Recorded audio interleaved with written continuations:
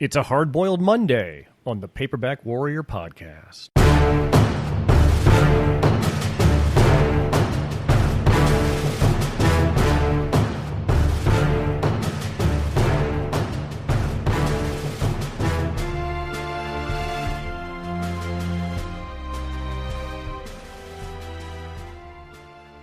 Greetings, listener.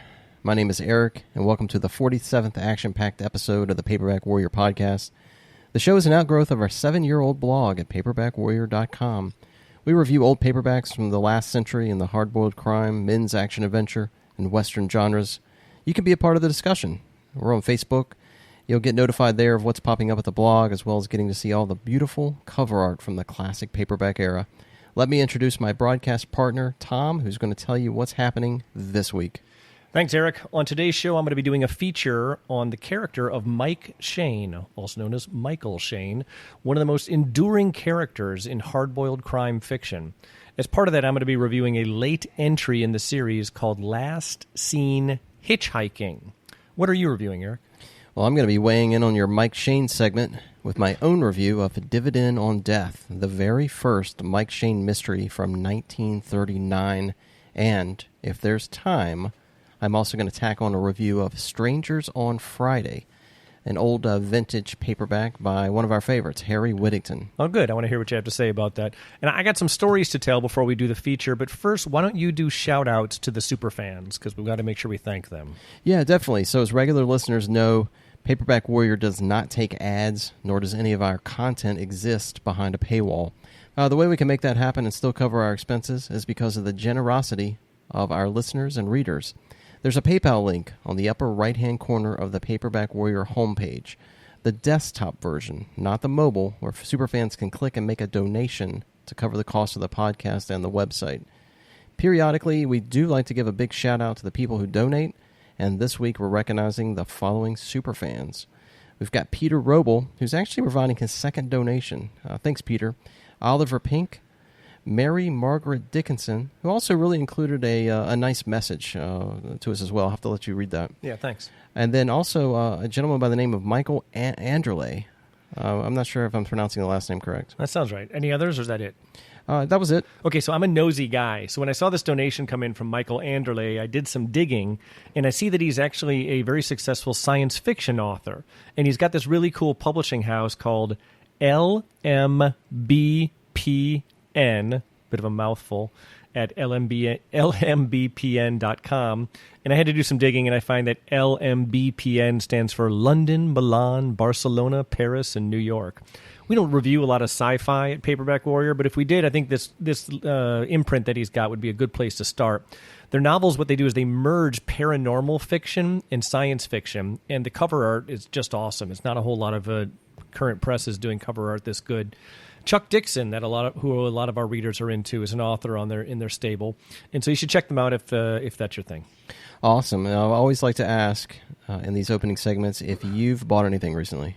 Yes, while everything was closed down in Florida for the pandemic, one of the best used bookstores in North America, Chamblin's Book Mine in Jacksonville, remained open for local deliveries and pickups at the door. You can call them, and what they would do is they would scour the shelves and make arrangements for you to get the books you want. Well, that's an interesting approach. Did you partake in that? Nah, my thing is I like to browse there because I'm pretty familiar with what they have. And when anytime I go there, I'm looking to see if they are filling their gaps in their shelves with either books from their legendary warehouse or new acquisitions of old books. Anyway, when the governor of Florida allowed retail stores like the bookstores to open, I went over to Chamblin's and hoped that they use this downtime to do some reshelving. So I show up at the bookstore, and it was weird. There was a table at the front door and an attractive female clerk manning it. And for some reason, I thought they were legally permitted to open. Like, why wouldn't they be fully open if they were allowed to? But for some reason that's unclear to me, Chamblin's had decided just to fulfill special orders for that week, while like they had been doing for the length of the pandemic. So did you just go home with your tail between your legs? No, I did not go home with my tail between my legs. What I did, Eric, I turned on the charm. I walked up to the young lady and I said, "Hey, I was really hoping to do some browsing in your adventure and mystery sections, but it looks like my timing is bad." And then she looks over her left shoulder and then her right shoulder, like we were doing like a dope deal. and she's checking for the cops or something, and then she goes, "You can go in." And but it was on the sly, right? So I had to keep it on the down low. So I go into the store, and the upshot's that I had the entire place to myself for an hour. The store's as big as an NFL stadium with books going on for miles of rows. You've been there. And I've gotten good, though, at browsing there and to see what new stuff is there on the shelves. And I found some cool stuff, and I got it here. I want to kind of give you a little presentation, and I'll post pictures in the Facebook group. Cool. I love that. I'm going to hand these over to you one at a time. The first book is called The Short Night by Ronald Kirkbride. The novel is actually kind of famous because Alfred Hitchcock bought the movie rights and was in pre-production to make the film in the early 1970s when Hitchcock died. So the film was never made. It's an espionage thriller, and it's supposed to be really good. So the next thing I got here, and I'm going to hand this to you here. Reach, stretch, social distance. I also bought a 1964 Monarch Books paperback called Marked for Death by Donald Plants. It's another espionage thriller published around the time where everybody wanted to be the American Ian Fleming. So the book looks good to me, but what do you think of the cover art? I'm curious what your thoughts are. It just looks like a sort of like a romance novel. There's not a whole lot going on. There's a guy with a sports jacket on, and she's wearing like a bellhop. What about the skirt. quality of the art itself? We see a lot of covers. Do you think that's a good painting or not? I mean, it's okay. It kind of looks like the font and everything makes it look like it's a horror book or something with the way the font is. But. Yeah. What about the painting itself? Ignore the font on the writing. That's not the artist. I think it's terrible. I don't think it's terrible. I do like the idea that they've got these black trees without leaves. The book itself looks good to me, Eric, but I think this cover really sucks. And the artist is someone named Rafael De Soto. And I'm sure that all the illustration heads who listen to us are going to tell us how great he is. But I'm surprised you abide by that, because you do not suffer a fool when it comes to bad cover art. But you think that's okay, huh? I think it's okay, but I'll be curious to see if this is any good. Have you ever read a good Monarch book? No, they're like bottom of the barrel. I haven't either. I think he probably got paid like a case of liquor for that. That's terrible. So I'll post a copy of the cover on the Facebook page, and you guys can decide if it's any good. Next thing I got here, and tell me if you've ever seen this. I'm holding a novel by a guy named David J. Garrity named Dragon Hunt. Right. So David, you ever seen that before? I haven't. Okay. And Dave J. Garrity, and this is his book, Dragon Hunt. It's a Mike Hammer knockoff. And Garrity's claim to fame is that he and Mickey Spillane were really good friends. In fact, if you look at the back of the book, they're trying to sell Mickey Spillane way more than they're trying to sell the book. There's a picture of Garrity and Mickey Spillane together. Inconveniently, Glorious Trash just reviewed that like the day after I got it, and he said it was no good. And so I'll probably read it at some point, but I'm in no hurry to get it done because I don't want anyone to think we're biting his style over there at Glorious Trash. Yeah, Spillane says on the cover, they've got a little blurb. It says, guts, action, the kind of stuff I like to read. Yeah, well, back in the day, his endorsement meant a lot. Yeah. Got this. I'm not even going to bother handing it to you. One Good Death Deserves Another by Richie Perry. It's another book in his Phyllis Spy series, so I'm going to definitely read that one. And I got this Pinnacle book with an incredibly dull cover. I'm handing this to you right now, called Flight of Hawks by Matthew Eden, from 1969. Now, Matthew Eden was a pseudonym for a Canadian author named Don Newnham. I couldn't find anything else he wrote, though, under either name. The book's basically about a U.S. spy plane shot down over Russia. I may read it one day. The cover doesn't do anything to kind of grab me.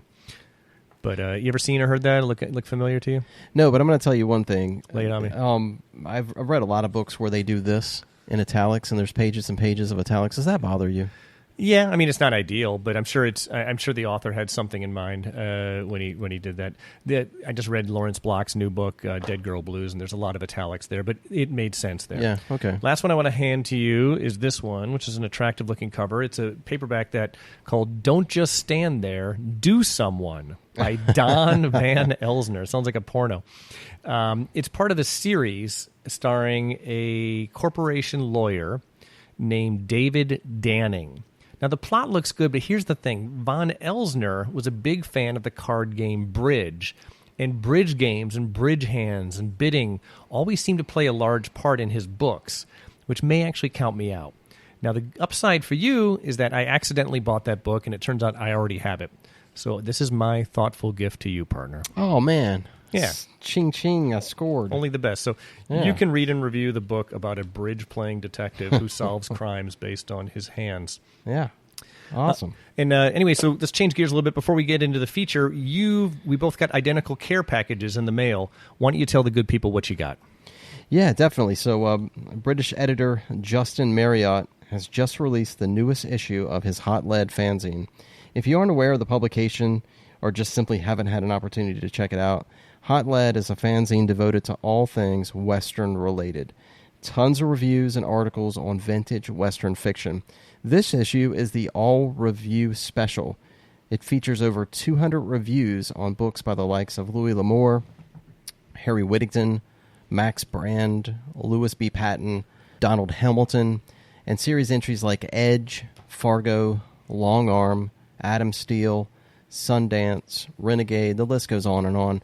This issue also explores adult westerns, something called cowpunk, which I'm really interested in, sci-fi westerns, stuff like Jonah Hex, and also weird westerns.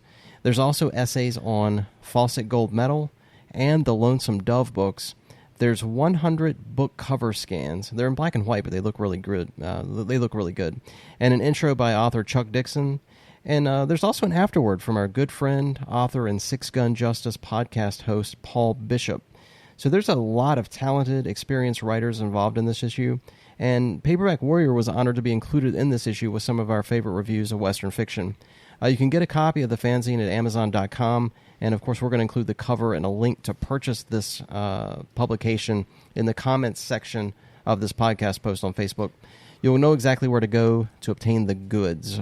Congratulations to everyone that's involved in this awesome project for yet another stellar issue. Yeah, I think it's only like $8 or something, right? Isn't that what we did? Yeah, I think it's $8. Yeah, it's really good. I mean, for 150 pages or 168 pages of Western fiction reviews, I'd have to say this might be the most important reference book for Western fiction out there in existence right now.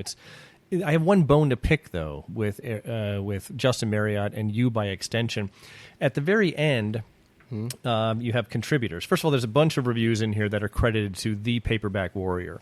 Nearly all of them in the book were written by you. So you get credit for being like the Western champion here.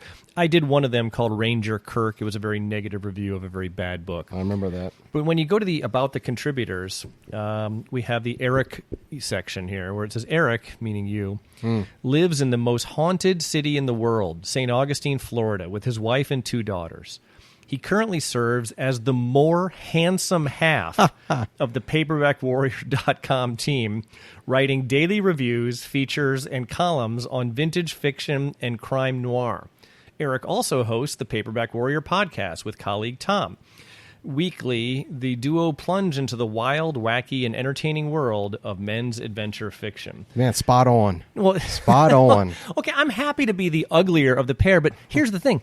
There's no bio whatsoever for me. I don't even get credit as a contributor in this thing. What? You're not in here? No. I mean, I only contributed 1 review, so I get it. And I get to run my mouth a lot more than you do oftentimes in the podcast. But not only are you the most handsome, I don't even exist. They don't even have like a contributor section for the ugly partner in this duo. I'm looking now. I don't see you at all. No, not at all. Not at all. What happened? I'm sure it was an oversight. But obviously when Justin needs to mail you something, like your copy of the book, who does he mail it to? It goes to you. Yeah, I know. So all I am is your postal clerk, evidently. Your ugly, funny-looking postal clerk, just living in the shadow of your handsomeness and your knowledge of Western fiction. Wow. All right, should we do the review, the feature, rather? So I don't know if you caught this. I was just thumbing through this, but the reviews actually fall into the year of the publication. So the magazine's broken up into years. It's an amazing reference guide. Like if you're into 1950s or 1960s Westerns, or even the kind of grittier stuff of the 70s and 80s, you can literally turn right to the chapter you're interested in and read the reviews. I think every single book there is organized in chronological order as to when it came out. So it's such a great reference guide. Yeah, and he's got like a little synopsis of what the decade represented, like 1970 to 1979. He explains where the paperbacks start to get really, really violent. So that's cool. It's very cool. All right, moving on. All right, ready for a feature? Yes, go ahead.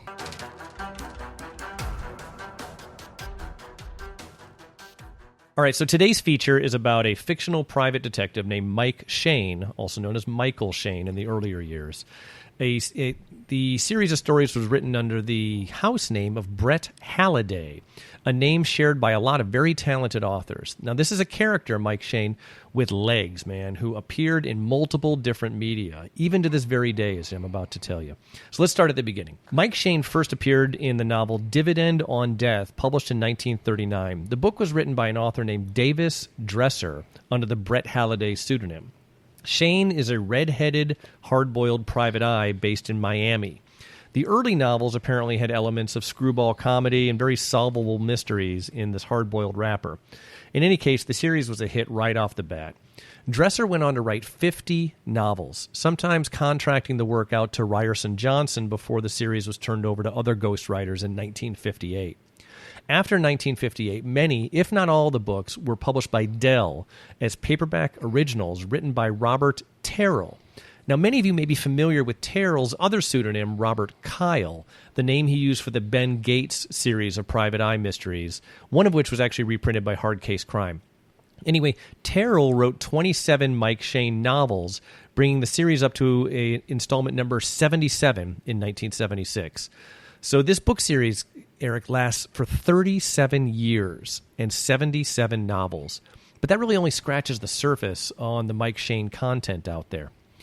In 1940, a series of Michael Shayne movies began, starting with Michael Shayne Private Detective from 20th Century Fox, starring Lloyd Nolan as Shayne. The plot was reportedly based on the second book in the series, The Private Practice of Michael Shayne, also from 1940. In total, there were 12 movies in the series, ending with Too Many Winners in 1947. The last 5 movies, an actor named Hugh Beaumont took over as Mike Shayne. There was also a Mike Shayne Private Detective radio show from 1944 to 1953 on the ABC radio network. In 1958, there was a Michael Shayne stage play called Murder Is My Business, a mystery drama in 3 acts, based on the 1945 novel Murder Is My Business. And there was a Michael Shayne TV show that aired on NBC during 1960 and 1961 with 32 hour-long episodes starring Richard Denning as Mike Shayne. One episode co-starred a very young Burt Reynolds. And you thought I was done, Eric. There are over 300 Michael Shayne short stories that began in the pulp era, appearing in magazines like Detective Fiction Weekly, Black Mask, Thrilling Detective, and others. When the pulps died and the Mystery Digest filled that gap for short fiction, Michael Shayne Mystery Magazine launched in September 1956, and each issue featured a Mike Shayne story or novella, as well as short stories by hot authors of the time. Some of the short works in the magazine were later expanded into full-length novels for Dell paperbacks. Let me give you an example. The great Dennis Lynes wrote a Mike Shayne story called The Friendly Corpse that appeared in September 1962 issue of Mike Shayne Mystery Magazine. Like all the stories, it was written under the Brett Halliday pseudonym. That story was later expanded to a full-length novel called Too Friendly, Too Dead, also published under the Brett Halliday name. What I don't know is if Lynes wrote the novel or if Robert Terrell expanded Lynes' story into a full book. I just don't know. Now, the magazine continues through August 1985, and different authors became Brett Halliday for the monthly Mike Shayne novella. One of my favorite authors was a friend of the show, James Reasoner, who later became a famous writer under his own name, as well as the primary ghostwriter of the Long Arm series of adult westerns. He remains one of my all-time favorite writers in any genre, and I've read a lot of his Mike Shayne stories in the magazines. And I actually think they're better than Dresser's books and Terrell's books, but they're also a lot shorter, and to me that helps with Mike Shayne. Reasoner basically wrote all the Mike Shayne stories from February 1980 through September 1982. For a monthly publication, that's a lot of stories, and they're worth seeking out. Problem, though, is that Reasoner doesn't own the rights to them, so he can't reprint them. And so you're left having to scour garage sales and eBay for old copies. Now, lucky for me, I found a box of them for sale at a comic book store in Hawaii, and all of them were from the James Reasoner era. From 1982 to the end of the magazine in 1985, most of the Mike Shayne stories were written by collaborators Hal Blythe and Charles Sweet. Now, this is an interesting thing that kind of brings us to today. The last media to host Mike Shayne content that I want to talk about were comic books. there were issues of Mike Shayne Private Eye comic books that ran in from Dell Comic Books in 1961 and 1962. They were written by a guy named Ken Fitch, and the artists were Lee Ames and Ed Ash. What they did was they actually took Brett Halliday, or Dresser, I would guess, Mike Shayne novels, The Private Practice of Michael Shayne, Bodies Are Where You Find Them, and Heads You Lose, and turned those into what we think of today as graphic novels. They were, episodic. The cool thing is that they were adapting these actual Michael Shayne novels. Oftentimes when they would do something like this, they would just hand it off to these artists and comic book writers to kind of come up with something else in their character, but these are actual adaptations. The even cooler thing is that the comics have been restored and reprinted in one volume coming out this month. I'm holding in my hands, Eric, an $18 trade paperback, and it's this amazing project called Mike Shayne Private Eye Comic Collection. It's a fairly thick comic collection which reprints these 3 novels as basically graphic novels from back in the day. It's been undertaken by this imprint called Pulp 2.0, and you should visit their website. They're putting out some amazing stuff. It's www.pulp, then the number 2, then ohpress.com, pulp20press.com. And the brains behind it's this graphic artist by the name of Bill Cunningham. He went through all 3 stories in the comic book frame by frame and enhanced the colors to make them pop for modern audiences. Let me hand this to you. You can glance at it while I'm talking here. He also commissioned friend of the show and host of the Six Gun Western podcast, Paul Bishop, to write an introduction. The book is totally beautiful, as you can see in your hands there. It'd be a great gift or a keepsake. It's really something special if you're a fan of the Mike Shayne graphic novels. And Paul Bishop's introduction, it was interesting. He sold his very first story ever to Mike Shayne Mystery Magazine. How much do you think he got paid for that story? I have no idea. $100. Yeah, so which explains his vast wealth and empire today in the publishing world. So here's my take on Mike Shayne. I want to hear your thoughts, too, when we get into our reviews. He's kind of a generic private eye. There's nothing special or distinctive about him other than a Miami base of operations and his flaming red hair. He doesn't age throughout the series. He's kind of bland and generic, but these qualities actually provide the authors with a blank canvas on which to paint stories. They can really do whatever they want with the novels, as long as Shayne lives to investigate another day at the end of it. Like most series titles with multiple authors, the book or the story is really only as good as the author.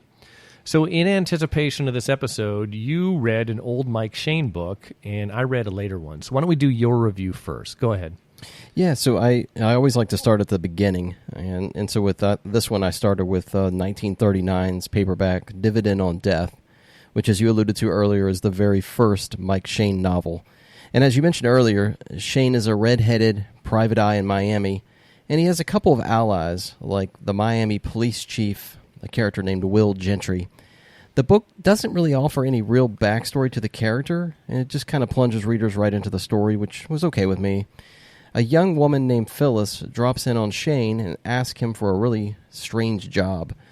Her mother is arriving at the family's Miami mansion, and Phyllis wants Shayne to keep her from killing her mom. It's sort of an odd question, an odd job.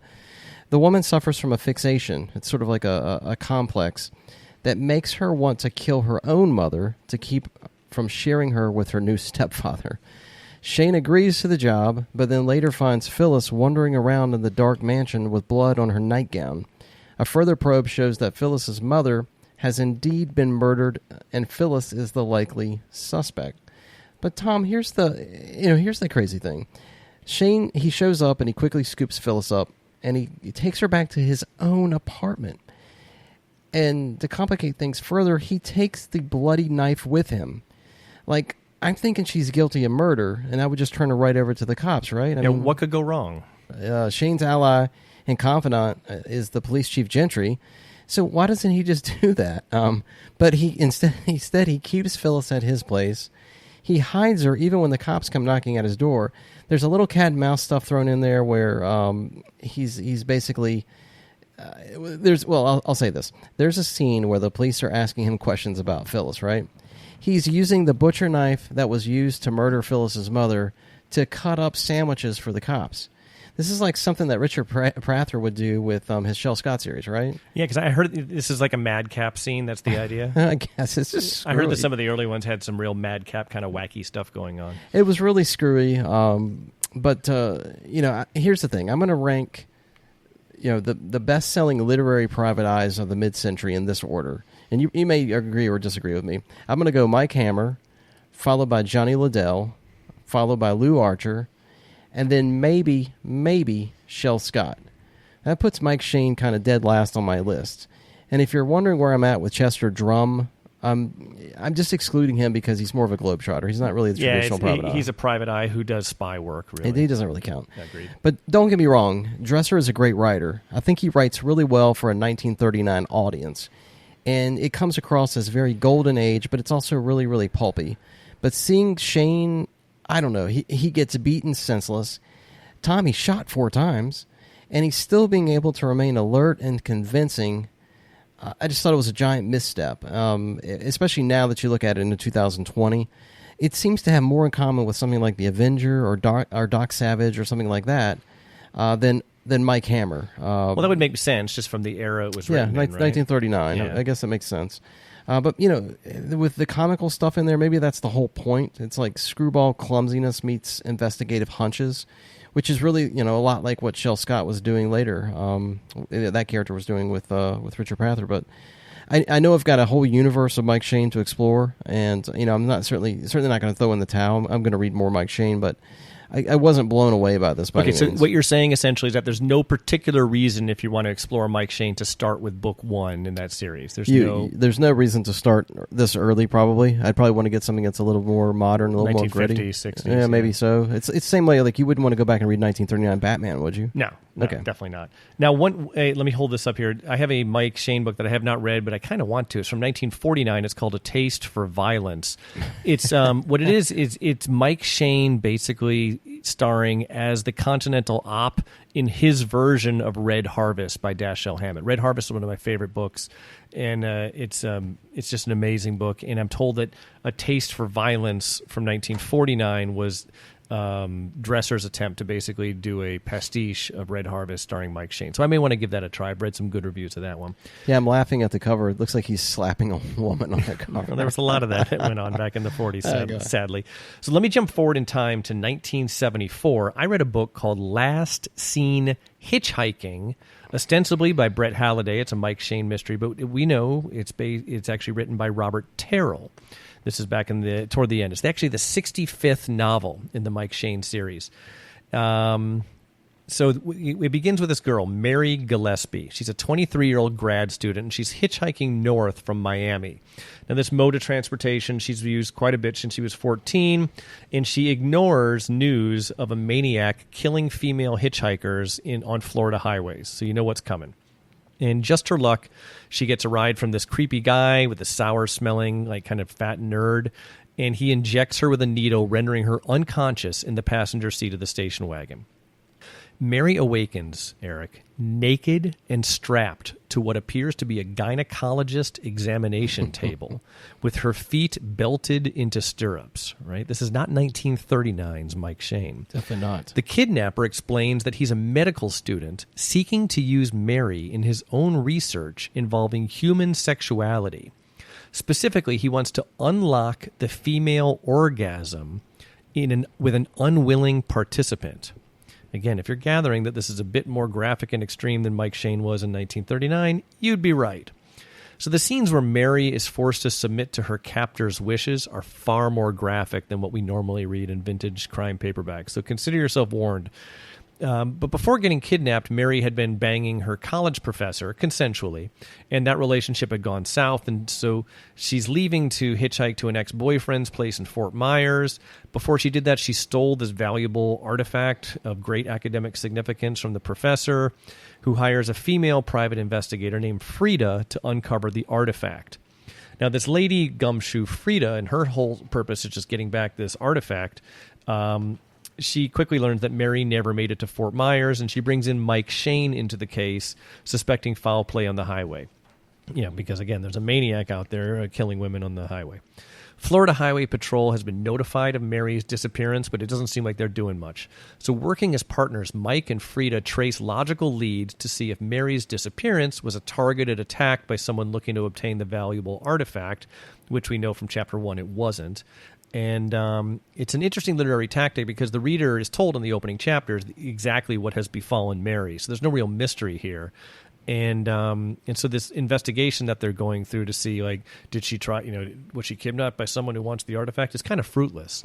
So the question then is, how do Mike and Frida connect the dots to find this creepy sex researcher holding Mary and the artifact, even though he doesn't care about the artifact, all he cares about is Mary's orgasms. So Frida, quite logically, goes undercover as a hippie hitchhiker, and with the idea that she's going to get snatched by this creep, and then Mike, on surveillance, can follow them and then save everybody before she gets strapped to a table and diddled. The story involving the sex fiend kidnapper of hitchhikers was awesome. It was just a really perverted cat and mouse game. Really enjoyed that. But the subplot about this missing artifact was this distraction. It felt like filler to me. And then it became more and more part of the main mystery of the whole thing. It was just really weird to see Mike Shayne so concerned about an archaeological treasure and really unconcerned about the missing hitchhikers. And so Frida, this female private eye that Mike teams up with, is one of the best female detectives I can ever remember reading. She really far outshined Mike Shayne in his own book. So I had a lot of issues with this book. It wasn't great, but I think it was a pretty good Mike Shayne installment. Like I said, I've always found Shayne to be kind of generic, and this one was really no different. The solution involving the artifact was not that great, but the solution involving this villain, this creepy gynecologist guy, he was one of the best villains I've ever read in a private eye novel, and he really makes your skin crawl.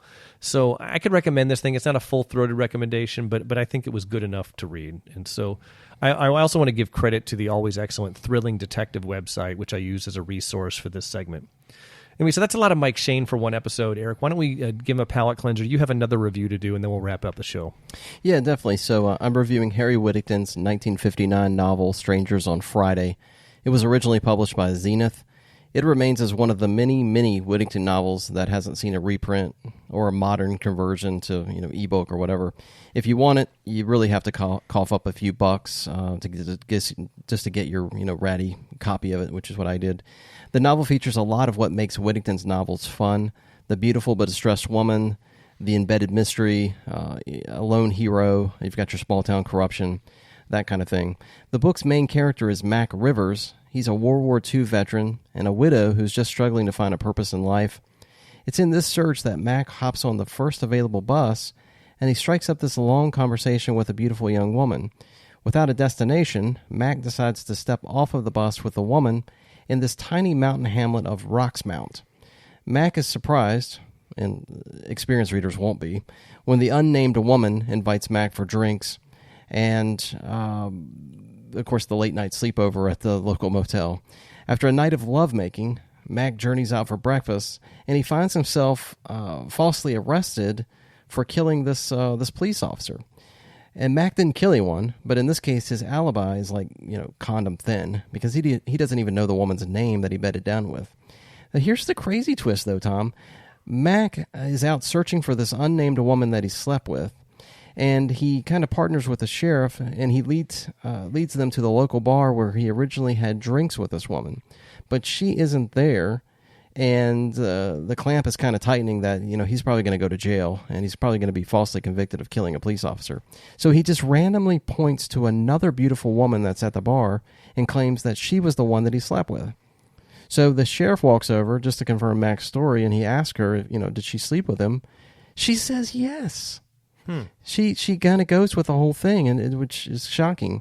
I'm like, what kind of town is this? It was such a twist. And Tom, I kept thinking he's in the Twilight Zone. The woman he slept with is missing. The police think he killed a police officer, and some random woman is admitting that Max slept with her just to get him out of the jam. It's bonkers, but it totally works.